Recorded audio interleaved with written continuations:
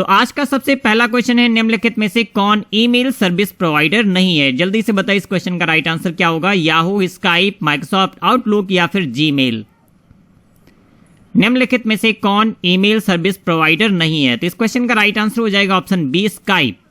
Skype एक instant messenger है, ना कि ईमेल सर्विस प्रोवाइडर, जबकि याहू, माइक्रोसॉफ्ट आउटलुक और जीमेल ये सभी ईमेल सर्विस प्रोवाइडर्स हैं। तो अगला क्वेश्चन है, ईमेल के भाग क्या हैं? और यहाँ पे ऑप्शन दिया गया है टू सब्जेक्ट ईमेल आईडी, या फिर टू सब्जेक्ट सीसी क्लोजिंग, या फिर टू सब्जेक्ट बॉडी और अटैचमेंट, या फिर उपरोक्त सभी। और इसी तरह से एक और क्वेश्चन पूछा जाता है कि ईमेल आईडी में कितने भाग होते हैं? तो ईमेल आईडी में दो भाग होते हैं। पहला भाग होता है यूजर नेम और दूसरा भाग होता है डोमेन नेम। तो इस क्वेश्चन का राइट आंसर हो जाएगा option C, to subject body और अटैचमेंट ये सभी ईमेल के भाग होते हैं। और अगला क्वेश्चन है, ईमेल में फॉरवर्ड का क्या मतलब है?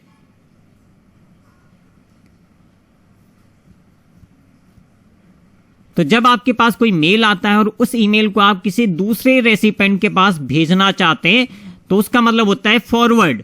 तो इस क्वेश्चन का राइट आंसर हो जाएगा ऑप्शन एक, नए प्राप्तकर्ता को ईमेल प्रतिलिपि भेजना, मींस ईमेल की कॉपी एक नए यूजर या नए रिसिपेंट को भेजना कहलाता है फॉरवर्ड।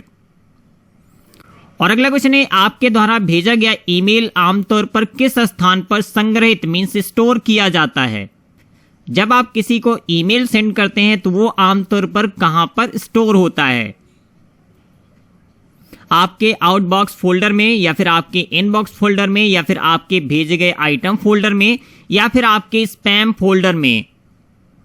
तो जब आप किसी को ईमेल सेंड करते हैं और आपके द्वारा भेजे गया ईमेल डिलीवर्ड हो जाता है जिसको आपने भेजा था, तो वो सेंट आइटम के अंदर आ जाता है, मींस आपके भेजे गए आइटम फोल्डर में वो ईमेल स्टोर हो जाता है। इस क्वेश्चन का राइट आंसर हो जाएगा ऑप्शन सी। और अगला क्वेश्चन है, भेजा गया ईमेल आउटबॉक्स में कब तक रहता है? हमेशा, जब तक ईमेल रीड नहीं किया जाता, या फिर जब तक ईमेल प्राप्त नहीं होता, या फिर इनमें से कोई नहीं।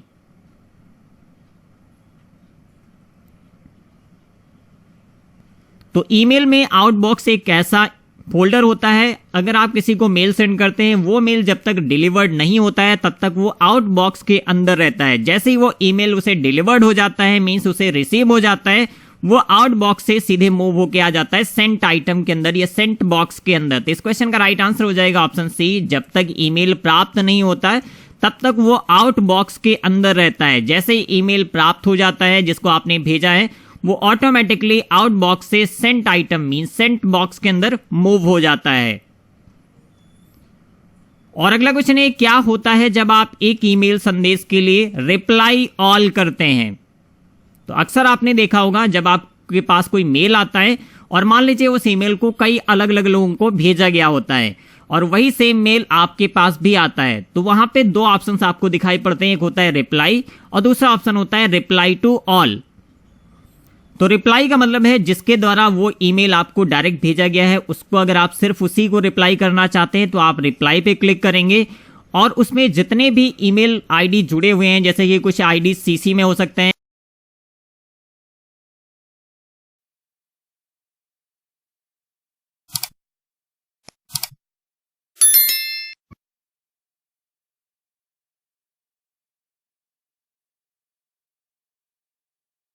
ऑल पे सेलेक्ट करना होगा या फिर रिप्लाई ऑल पे क्लिक करना होगा। तो इस क्वेश्चन का राइट आंसर हो जाएगा ऑप्शन डी, आपकी प्रतिक्रिया मूल ईमेल पर सभी को भेजी जाती है अगर आप रिप्लाई ऑल पे क्लिक करते हैं। और अगला क्वेश्चन है, अवांछित अनचाही थोक ईमेल क्या है? अनवांटेड अनसोलिसिटेड ईमेल्स को क्या कहते हैं?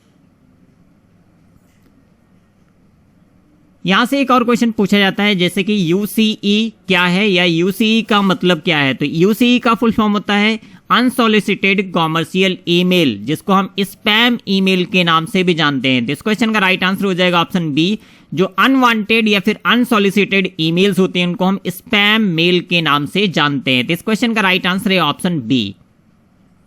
तो अगला क्वेश्चन है, फिशिंग शब्द को संदर्भित करता है, किसको संदर्भित करता है? फिशिंग एक तरह की हैकिंग टेक्निक होती है जिसमें लोगों की पर्सनल इंफॉर्मेशन को हैक किया जाता है, चुराया जाता है। फिशिंग का मतलब होता है जैसे कि आप किसी तालाब में मछली पकड़ने के लिए जाते हैं तो आप क्या करते हैं, वहां पे बैठते हैं, इंतजार करते हैं और कोई ना कोई मछली आपके जाल में फंसती है। तो इसी तरह से फिशिंग एक वर्ड है जिसको हम हैकिंग में इस्तेमाल करते हैं। इसका मतलब होता है कि इंटरनेट पे ईमेल के माध्यम से या किसी मैसेज के When you and the team are pitching a new product, Grammarly's tone suggestions can offer a more personal. या आपसे कोई ऐसी जानकारी मांगी जाती है जो आपकी पर्सनल इंफॉर्मेशन से जुड़ी होती है। अगर आप उसके बहकावे में आते हैं, कोई ऐसा ऑफर दिया जाता है कि आपको इतने डॉलर दिए जा रहे हैं या फिर इतने हजार रुपए दिए जा रहे हैं और उसको आप समझते हैं कि ये एक जेन्युइन मेल है और उस केस में आप उसे अपनी पर्सनल इंफॉर्मेशन या फिर उस ईमेल में मांगी गई जो जानकारी होती है उसे आप पास ऑन कर देते हैं, या फिर आप अपना क्रेडिट कार्ड, डेबिट कार्ड का आईडी, पिन, सीवीवी जैसी सेंसिटिव इंफॉर्मेशन को अगर आप पास कर देते हैं, उसे फॉरवर्ड कर देते हैं, तो ये होता है एक तरह का फिशिंग, जिसमें एक जाल बिछाया जाता है। उसमें से कई सारे लोगों को सेम टू सेम मेल या मैसेज भेजा जाता है और कुछ लोग उसको जेन्युइन समझ के उसका आंसर करते हैं, अपनी पर्सनल इंफॉर्मेशन को उसे रिप्लाई कर देते हैं और उनकी पर्सनल इंफॉर्मेशन वहां पे चुरा ली जाती है, जिसका वो लोग गलत इस्तेमाल करते हैं या मिस यूज करते हैं, जिसको बोलते हैं फिशिंग। और अगर हम इस क्वेश्चन के राइट आंसर की बात करें तो इस क्वेश्चन का राइट आंसर हो जाएगा ऑप्शन डी, एक ईमेल जो व्यक्तिगत जानकारी चुराने की कोशिश करता है, जिसको बोलते हैं फिशिंग। और अगला क्वेश्चन है एसएमटीपी प्रोटोकॉल किस पोर्ट नंबर का उपयोग करता है। तो ईमेल में 3 अलग अलग तरह के प्रोटोकॉल्स का इस्तेमाल किया जाता है। एक होता है एसएमटीपी, पीओपी और आईएमएपी। तो यहाँ पे इन तीनों के प्रोटोकॉल नंबर्स पूछे जा सकते हैं। एसएमटीपी प्रोटोकॉल का इस्तेमाल किया जाता है ईमेल को सेंड करने के लिए, और ईमेल को रिसीव करने के लिए 2 प्रोटोकॉल इस्तेमाल होते हैं, एक होता है पीओपी और दूसरा होता है आईएमएपी। आईएमएपी हमेशा वेब मेल, जैसे कि आप जीमेल को या फिर याहू मेल को ब्राउजर के माध्यम से एक्सेस करते हैं, तो वहां पे ईमेल को एक्सेस करने के लिए जो प्रोटोकॉल इस्तेमाल होता है वो होता है आईएमएपी, जिसको बोलते हैं इंटरनेट मैसेज एक्सेस प्रोटोकॉल। और अगर आप ईमेल क्लाइंट का इस्तेमाल करते हैं जैसे कि आउटलुक एक्सप्रेस, उस टाइम पे मेल को रिसीव करने के लिए जो प्रोटोकॉल इस्तेमाल होता है वो है POP3। तो यहाँ पे इस क्वेश्चन में पूछा गया है एसएमटीपी प्रोटोकॉल किस पोर्ट नंबर का उपयोग करता है। तो इस क्वेश्चन का राइट आंसर हो जाएगा ऑप्शन बी 25। पोर्ट नंबर 25 का इस्तेमाल होता है एसएमटीपी प्रोटोकॉल के द्वारा। और अगर हम POP3 प्रोटोकॉल की बात करें तो इसमें 110 मीन्स 110 पोर्ट नंबर का इस्तेमाल होता है, जबकि आईएमएपी की बात करें तो ये 143 पोर्ट नंबर का इस्तेमाल करता है। तो आप इन तीनों के पोर्ट नंबर जरूर याद कर लीजिए। एसएमटीपी पोर्ट नंबर 25 पे काम करता है, जबकि POP3 पोर्ट नंबर 110 पे काम करता है, जबकि आईएमएपी पोर्ट नंबर 143 का इस्तेमाल करता है। तो अब हम देखेंगे अगला क्वेश्चन, ईमेल द्वारा अटैचमेंट भेजने की अधिकतम सीमा क्या है। अब यहाँ पे कई बार लिखा होता है जीमेल के द्वारा ईमेल अटैचमेंट भेजने की अधिकतम सीमा क्या है, या फिर याहू मेल के द्वारा ईमेल के माध्यम से अटैचमेंट भेजने की अधिकतम सीमा क्या है। तो इस क्वेश्चन का राइट आंसर हो जाएगा ऑप्शन डी 25 MB अधिकतम आप अटैचमेंट भेज सकते हैं। और अगला क्वेश्चन है ईमेल पते में उपयोगकर्ता और डोमेन को अलग करने के लिए आप क्या उपयोग करते हैं। तो आप सभी को पता होगा ईमेल में 2 पार्ट्स होते हैं, एक होता है यूजर नेम और दूसरा होता है डोमेन नेम। यूजर नेम और डोमेन नेम को अलग करने के लिए एक सिंबल इस्तेमाल होता है जिसको बोलते हैं @ सिंबल। तो इस क्वेश्चन का राइट आंसर हो जाएगा ऑप्शन सी @। तो अगला क्वेश्चन है ईमेल भेजते समय नेटवर्क त्रुटि होने पर ईमेल संदेश कहां स्टोर होता है, इनबॉक्स, आउटबॉक्स, ड्राफ्ट या फिर स्टोर नहीं होता। तो अभी कुछ टाइम पहले मैंने एक्सप्लेन किया था, तो जल्दी से बताइए इस क्वेश्चन का राइट आंसर क्या होगा। और आप सभी लोग हमारे चैनल की प्लेलिस्ट में जाके CCC news syllabus complete course नाम की एक प्लेलिस्ट है, यहां से आप सिलेबस कंप्लीट करते रहिए, साथ में प्रैक्टिस करते रहिए।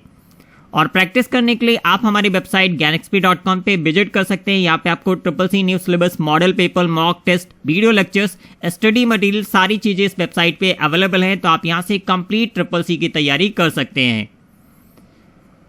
ओके, तो इस क्वेश्चन का राइट आंसर हो जाएगा ऑप्शन बी आउटबॉक्स। जब तक वो ईमेल रिसीवर तक या जिसको आप भेज रहे हैं उस तक नहीं पहुंचता है, तब तक वो कहां पे रहेगा, आउटबॉक्स के अंदर। मींस अगर नेटवर्क में त्रुटि आती है, कोई एरर आती है, कनेक्टिविटी नहीं होती, तो वो ईमेल आउटबॉक्स के अंदर स्टोर रहेगा। जैसे ही नेटवर्क कनेक्ट होगा और वो रेसिपेंट तक ईमेल पहुंचेगा, उसे आउटबॉक्स से सेंट आइटम के अंदर मूव कर दिया जाता है। और अगला क्वेश्चन है ईमेल आईडी में उपयोगकर्ता नाम बदल सकते हैं, ट्रू या फॉल्स? जल्दी से बताइए इस क्वेश्चन का राइट आंसर क्या होगा। क्या ईमेल आईडी का यूजर नेम बदला जा सकता है? तो इस क्वेश्चन का राइट आंसर हो जाएगा ऑप्शन बी, यूजर नेम बदला नहीं जा सकता है। और अगला क्वेश्चन है यह ईमेल पते का हिस्सा नहीं है, अंडरस्कोर, एट, डॉट या फिर खाली स्थान या खाली जगह जिसको हम बोलते हैं स्पेस। तो ईमेल एड्रेस में इनमें से क्या अलाउड नहीं है? ईमेल एड्रेस में आप अंडरस्कोर इस्तेमाल कर सकते हैं, मींस दो स्ट्रिंग को सेपरेट करने के लिए आप अंडरस्कोर यूज कर सकते हैं। ऐट का इस्तेमाल किया जाता है यूजर नेम और डोमेन नेम को अलग करने के लिए। डॉट का इस्तेमाल भी आप किसी भी ईमेल आईडी में यूजर नेम में कर सकते हैं, या फिर जब हम डोमेन नेम लिखते हैं तो वहां पे .com, .in, .gov इस तरह का डोमेन नेम जो होता है उसमें भी डॉट का इस्तेमाल किया जाता है। इट मीन्स यहाँ पे अंडरस्कोर, एट और डॉट ये तीनों ईमेल के हिस्से होते हैं। जबकि अगर हम खाली स्थान की बात करें या खाली जगह की बात करें, स्पेस की बात करें, तो ये ईमेल आईडी में अलाउड नहीं होता है। तो इस क्वेश्चन का राइट आंसर हो जाएगा ऑप्शन डी, खाली जगह। और अगला क्वेश्चन है एक संदेश या मेल बनाने के लिए हम किस विकल्प पर क्लिक करते हैं, सेंड, कंपोज, ड्राफ्ट या फिर क्रिएट?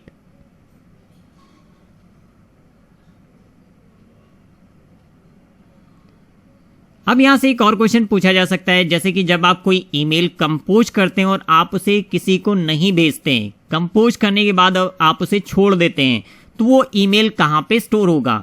तो वो ईमेल स्टोर होता है ड्राफ्ट के अंदर। तो इस क्वेश्चन का राइट आंसर हो जाएगा ऑप्शन बी, कंपोज। एक संदेश या मेल बनाने के लिए हमेशा कंपोज ऑप्शन का इस्तेमाल किया जाता है। और अगला क्वेश्चन है सीसी से एक से अधिक ईमेल नहीं भेज सकते। सीसी का फुल फॉर्म होता है carbon copy. Previous online test में हमने सीसी, बीसीसी क्या होता है, किस तरह से काम करता है, काफी डिटेल में एक्सप्लेन किया था। तो जल्दी से बताइए इस क्वेश्चन का राइट आंसर क्या होगा। सीसी से एक से अधिक ईमेल नहीं भेज सकते।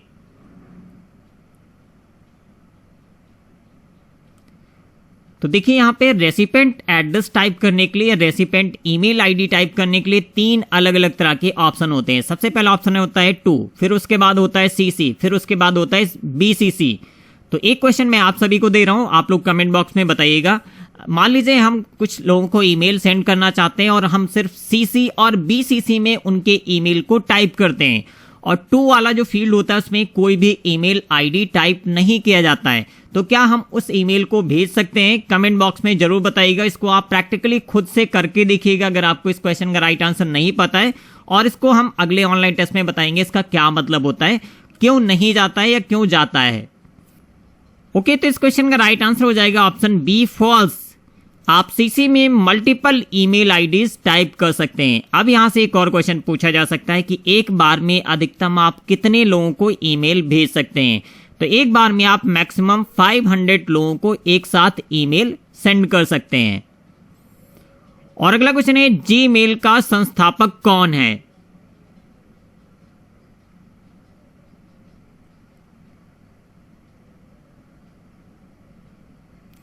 तो इस क्वेश्चन का राइट आंसर हो जाएगा ऑप्शन ए, पॉल बुशैथ, जो कि जीमेल के संस्थापक हैं। और अगला क्वेश्चन है भेजे गए ईमेल को कौन संपादित कर सकता है, मींस एडिट कर सकता है। अगर आप किसी को ईमेल सेंड करते हैं तो क्या उस ईमेल को आप एडिट कर सकते हैं, या फिर आप जिसको वो ईमेल सेंड किया गया है क्या वो उस ईमेल को एडिट कर सकता है? मींस सेंडर, रिसीवर, ए और बी दोनों, या फिर कोई नहीं। तो सेंड किया गया ईमेल किसी के द्वारा एडिट या संपादित नहीं किया जा सकता है। तो इस क्वेश्चन का राइट आंसर हो जाएगा ऑप्शन डी, कोई नहीं। एक बार अगर आप किसी को ईमेल सेंड कर देते हैं तो उसे एडिट नहीं किया जा सकता है। तो अगला क्वेश्चन है निम्नलिखित में से कौन सी फाइल प्रकार Google, Flipkart, Zomato, Ola and 800 के माध्यम से नहीं भेज सकते? पीडीएफ, टीएक्सटी, ईएक्सी या फिर ओडीटी?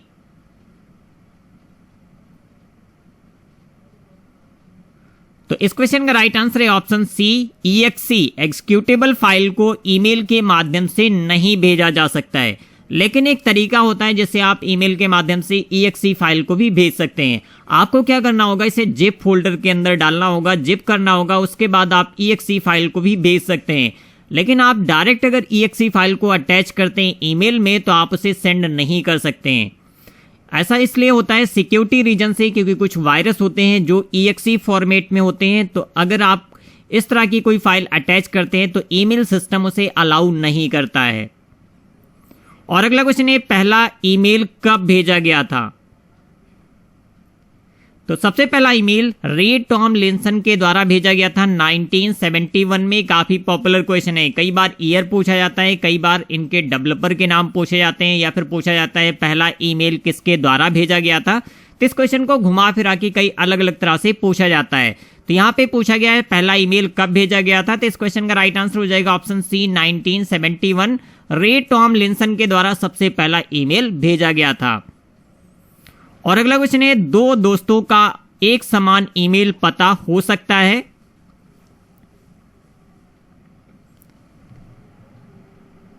तो ईमेल आईडी एक यूनिक आईडी होती है, मींस सभी की ईमेल आईडी एक यूनिक आईडी होती है, अलग अलग होती है। तो इस क्वेश्चन का राइट आंसर हो जाएगा फॉल्स, समान नहीं हो सकता है। तो ऑप्शन बी इस क्वेश्चन का राइट आंसर होगा। ओके, तो अब हम देखेंगे अगला क्वेश्चन। तो अगला क्वेश्चन है, अधूरे ईमेल कहां सहेजे मींस सेव किए जाते हैं? इनबॉक्स, आउटबॉक्स, ड्राफ्ट या फिर सेंट बॉक्स? तो अभी कुछ टाइम पहले मैंने इसको एक्सप्लेन किया था, जल्दी से बताइए इस क्वेश्चन का राइट आंसर क्या होगा। मान लीजिए आप कोई ईमेल कंपोज कर रहे थे और बीच में आप उसे छोड़ देते हैं, तो वो ईमेल कहां पर स्टोर होगा? बिल्कुल सही, इस क्वेश्चन का राइट आंसर हो जाएगा ऑप्शन सी ड्राफ्ट। और अगला क्वेश्चन है, जीमेल हस्ताक्षर में वर्ड मींस कैरेक्टर सीमा क्या है? कल के ऑनलाइन टेस्ट में मैंने बताया था सिग्नेचर क्या होता है, और इस क्वेश्चन में पूछा गया है ईमेल सिग्नेचर, जो कि जीमेल से रिलेटेड पूछा गया है। जीमेल में सिग्नेचर में मैक्सिमम कितने कैरेक्टर लिखे जा सकते हैं, या फिर कैरेक्टर लिमिट क्या है? तो इस क्वेश्चन का राइट आंसर हो जाएगा ऑप्शन डी 10,000। आप सिग्नेचर सेक्शन में या सिग्नेचर फील्ड में अधिकतम 10,000 कैरेक्टर का आप अपना सिग्नेचर क्रिएट कर सकते हैं, जिसमें आप कोई अपनी पर्सनल इंफॉर्मेशन डाल सकते हैं, अपने ऑफिस का एड्रेस, आप अपने वेबसाइट का एड्रेस, अपना ईमेल आईडी, कॉन्टैक्ट नंबर, जो भी इंफॉर्मेशन है, आप अपना लोगो भी वहां पे लगा सकते हैं। अगर आप कोई कंपनी में काम करते हैं, आप अपनी कंपनी का लोगो भी सिग्नेचर के अंदर लगा सकते हैं। और अगला क्वेश्चन है, ईमेल में MDA का अर्थ क्या है? ये क्वेश्चन काफी पॉपुलर है, कई बार SSC एग्जाम में पूछा गया है। मेल डाउनलोड एजेंट, या फिर मेल डिलीवरी एजेंट, या फिर मैसेज डाउनलोड एजेंट, या फिर मेल डिस्ट्रीब्यूशन एजेंट? तो इस क्वेश्चन का राइट आंसर है option B mail delivery agent. MDA का पूर्ण रूप होता है, जो कि क्लाइंट और ईमेल सर्वर के बीच में काम करता है। तो आज का लास्ट क्वेश्चन है, IMAP पोर्ट नंबर 143 का उपयोग करता है, लेकिन SSL TLS इंक्रिप्टेड IMAP किस पोर्ट का उपयोग करता है? ये काफी इंपॉर्टेंट क्वेश्चन है और आज के टेस्ट का लास्ट क्वेश्चन है। देखते हैं आप में से कितने लोग इस क्वेश्चन का राइट आंसर दे पाएंगे।